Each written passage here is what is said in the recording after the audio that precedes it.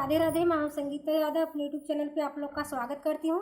दोस्तों, आप लोग के बीच में एक देवी जी का भजन गीत लाई हूँ। कैसा लगे कमेंट बॉक्स में बताना। अच्छा लगे तो लाइक और सब्सक्राइब शेयर जरूर करना। धन्यवाद। गंगा जी के पानिया से धोई पैरिया हो चुनरिया ओढ़ी के ना, हो चुनरिया ओढ़ी के ना। झुलुआ झुलिया निमिया डरिया हो चुनरिया ओढ़ी के ना, हो चुनरिया ओढ़ी के ना। झुलुआ झुलिया निमिया डरिया हो चुनरिया ओढ़ी के ना, हो चुनरिया ओढ़ी के ना। आवा देव लोकवा से दुर्गा मोरी मैरिया हो चुनरिया ओढ़ी के ना, हो चुनरिया ओढ़ी के ना। झुलुआ झुली है निमिया डरिया हो चुनरिया ओढ़ी के ना, हो चुनरिया ओढ़ी के ना।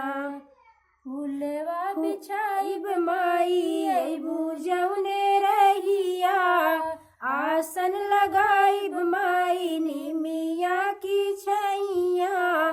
फूलवा बिछाइब माई बुझौने रहिया, आसन लगाइब माई निमिया की छैया, हो निमिया की छैया। पहुआ दबाइब माई करके सेवा दरिया हो चुनरिया ओढ़ी के ना, हो चुनरिया ओढ़ी के ना। झुलुआ झुलिया निमिया डरिया हो चुनरिया ओढ़ी के ना, हो चुनरिया ओढ़ी के ना। रच रच करब माई सोरहो सिंगरवा, अपना ही हाथे करब तोह के कजरवा। रच रच करब माई सोरहो सिंगरवा, अपना ही हाथे करब तोह के कजरवा, हो तोह के कजरवा। पंकज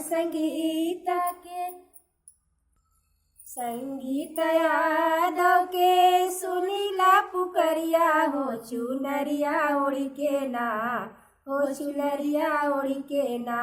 झुलुआ झुलिया निमिया डरिया हो चुनरिया ओढ़ी के ना, हो चुनरिया ओढ़ी के ना।